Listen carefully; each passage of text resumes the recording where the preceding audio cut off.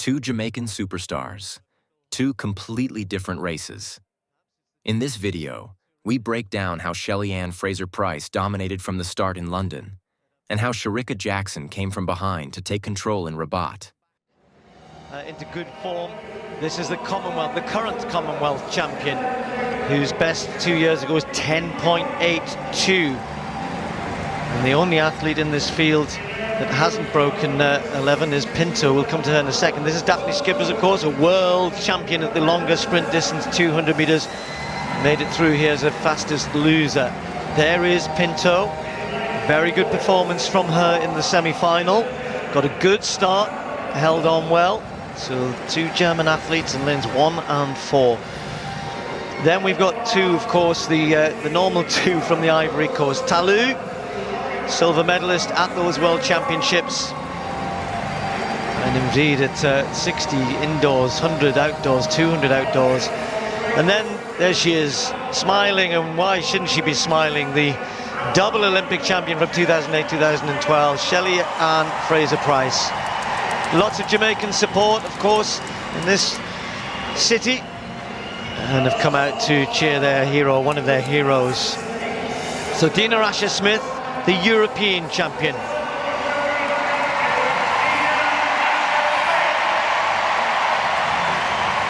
British crowd hoping that she can lift herself to challenge Shelly-Ann Fraser-Pryce here. Ahouré, the world indoor champion from 2018 at 60 meters, also of the Ivory Coast.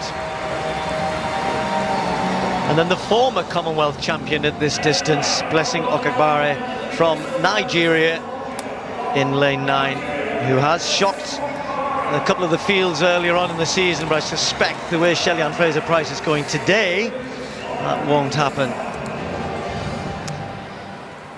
So how quick do we think Shelly-Ann Fraser-Pryce can go here? What can Dina Asher-Smith do? Can she put her under pressure? Can she hang on to her? Can she herself find a fast time? 10.91 for Dina Asher-Smith in qualifying, 10.95 for Fraser-Pryce, who, to be fair, was easing through. This is the final event of what's been an immense weekend of great performances. Well, we have another one here to finish off. Thousandth of a second, a false start for the world champion at 200 meters. So now we're down to 8 women. Lucan Kemper, Michelle Ahi in 2, then 3 now empty. Then we've got Tatiana Pinto, Marie-Josée Talou, Shelly-Ann Fraser-Pryce and Dina Asher-Smith in lanes 6 and 7, Murielle Ahouré in 8 and Blessing Okagbare in 9.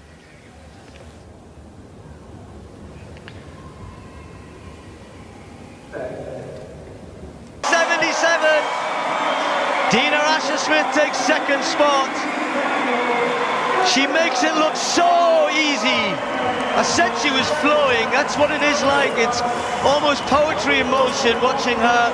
A good start, a great start, and then after that she just keeps going away. It's been taken up by a slight notch to 10.78.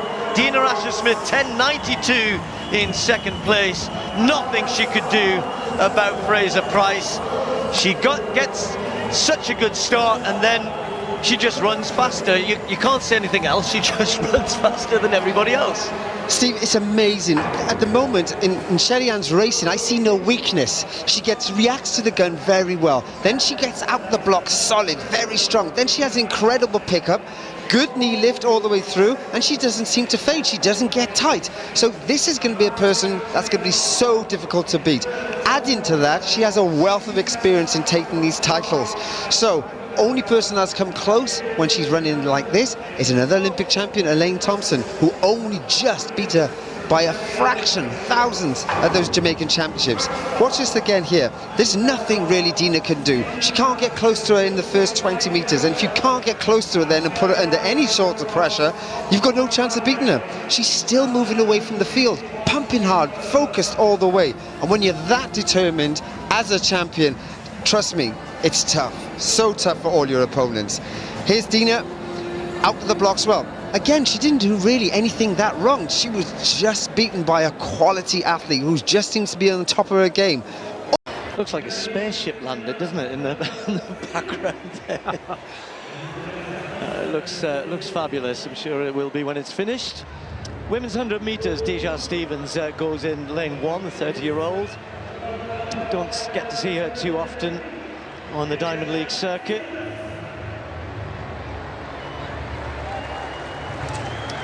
Brie Rizzo, the Australian, and like the South Africans, already had a big season, equalled her personal best in Perth at the Australian Championships, where she finished 3rd. And again, a couple of Americans we don't see loads of necessarily, but Cabrera Sturgis is going to be in lane 3. Is in pretty good form, 10.98. That's her quickest for 3 years. That was in the States earlier this month. And then Celera Barnes had a great indoor season last year. She was actually 3rd in the Diamond League in Doha at the beginning of last season, looking to get the Diamond League season off to a good start here. Won the national championships at 60 metres indoors, so no doubt Barnes will get out quickly. Not sure what to expect from Shericka Jackson, the great world champion. Not sure she's yet in the sort of form where we haven't seen her over 100 metres yet this season. As such, was 2nd in the Diamond League in China over 200. And then Zoe Hobbs, we've got 3 or 4 people here who are at the World Indoors. Zoe Hobbs, one of them, the New Zealander, was 6th in the final there. Again, had a very good indoor season. Maya McCoy, well, she took a chance, won the kind of international race in Doha before the Diamond League. Then we had a withdrawal, and she had got to race twice there, and is in good form. It says Liberia. I'm told, I think that she's going to go back to running for the USA, or wants to. She accepted the chance to run for Liberia, but now wants to go back on that. Getting close to 11 seconds. Now, Jasia Sears, watch out for her. Again, another great indoor runner. Sadly, injury last year after running 10.77 early in the year meant that we didn't see the best of her for the rest of 24. And then Rani Rosius of Belgium in lane 9. So the quick starters, you've got Sears in 8. Can she turn that into a big 100 metres here? Zoe Hobbs gets out quickly as well. Barnes the same. What are we going to see from Shericka Jackson right in the middle? The biggest name in this 100 metres, but is she going to be quick enough at this stage of her season? And what about McCoy? New name on the circuit to many, and her chance to show what she can do in this sort of company. So Jackson right in the middle in lane 5. Barnes and Sturgis are the 2 Americans in 4 and 3 next to her. Hobbs in the yellow, then McCoy, Jasia Sears and Rosius closest to the camera. Women's 100 metres.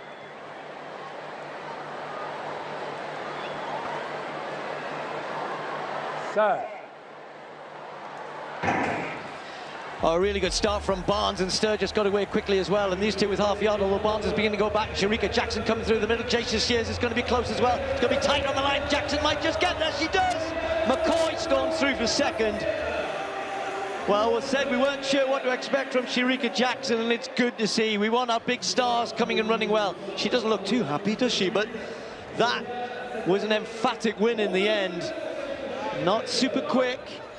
It's a warm evening here and a little breeze behind the sprinters, but 11.04, a good start for Jackson. 2 or 3 others got out of the blocks better, but by 50 metres she was certainly co-leading and then went on to take it, Tim. Yeah, she did. I mean, actually a brilliant start, and you called it, from Celera Barnes. Look there in the headband, 4th from right, but it's almost like she just lost her rhythm there, and the power of Shericka Jackson, she carried on accelerating. They hit their top speed at around 70 metres, these sprinters. She just holds her form there. Look at that really symmetrical, beautiful looking balance.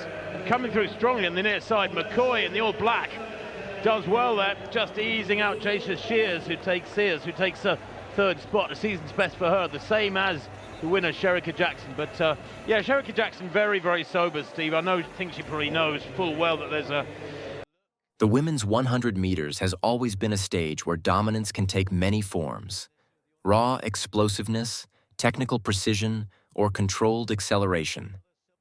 Two races, separated by years but connected by Jamaican excellence, perfectly illustrate this contrast. Shelly-Ann Fraser-Pryce's electrifying victory at the 2019 London Anniversary Games and Shericka Jackson's composed season debut at the 2025 Rabat Diamond League. In London, the atmosphere was charged with anticipation. The crowd at the Anniversary Games knew they were witnessing a stacked final. Dina Asher-Smith, the home favorite and reigning European champion, carried the hopes of the British fans. Alongside her stood a lineup filled with global medalists: Marie-Josée and Murielle Ahouré representing Ivory Coast, Nigeria's Blessing Okagbare, and Dutch star Dafne Schippers. It was a field packed with experience, speed, and proven championship pedigree. Yet when the gun fired, one athlete rose above the rest with unmistakable authority. Shelly-Ann Fraser-Pryce, already a legend of the sport, delivered a performance that reminded the world why she had dominated for over a decade. Her start was, as expected, explosive. Within the first 20 meters, she had already gained a visible advantage.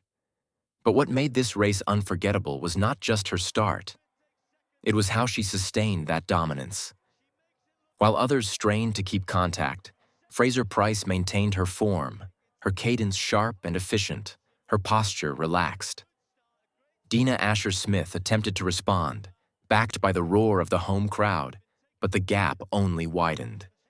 Fraser-Pryce crossed the line in commanding fashion, leaving no doubt about who ruled the sprint. Fast forward to Rabat in 2025, and the context shifts dramatically. Shericka Jackson entered her race not as a veteran defending her legacy, but as a reigning world champion returning from adversity. After an injury-disrupted 2024 season that cost her a chance to compete at the Olympic Games in Paris, questions surrounded her form, her readiness, and her ability to return to peak performance. The field in Rabat was competitive, though less decorated than the London lineup. American sprinters like Shelly Barnes and Cabby Sturgis brought early aggression to the race, particularly in the drive phase. As the gun sounded, Barnes exploded out of the blocks, immediately putting pressure on the rest of the field. For the first half of the race, it appeared the Americans might control the outcome. But Jackson's race was never about the start. It was about the finish. Known for her exceptional top-end speed, she executed her strategy with precision. Around the 50-meter mark, the shift began. Her stride opened up, her mechanics remained fluid, and she gradually reeled in the leaders. Unlike the explosive, front-loaded dominance of Fraser-Pryce, Jackson's performance was built on patience and timing. Meter by meter, she surged ahead, and by the final strides, the result was clear. She crossed the line in 11.04 seconds, a strong statement considering it was her first outdoor race of the season. What makes these two performances so compelling is the contrast in how dominance is achieved. Fraser-Pryce's London victory was immediate and overwhelming. A race won in the opening seconds through a near-perfect start and relentless execution. It was a display of authority that left her competitors reacting rather than competing. Jackson's run in Rabat, however, tells a different story. It was not about overpowering the field from the gun, but about trusting her strengths. Her ability to remain composed, to build speed progressively, and to deliver a decisive finishing phase highlights a more strategic approach to sprinting. It reflects not just physical ability, but race intelligence. Together, these races showcase the evolution and depth of Jamaican sprinting dominance. Fraser-Pryce represents the archetype of explosive sprinting excellence. Fast from the blocks, technically flawless, and impossible to catch. Jackson embodies the modern blend of speed and strategy, where races can be won through controlled execution and superior top-end velocity. In the end, both performances arrive at the same conclusion: dominance, regardless of style. Whether it's the immediate separation created by Fraser-Pryce or the calculated surge of Jackson, these races remind us that in the women's 100 meters, greatness is not defined by how you win, but by how decisively you separate yourself from the rest.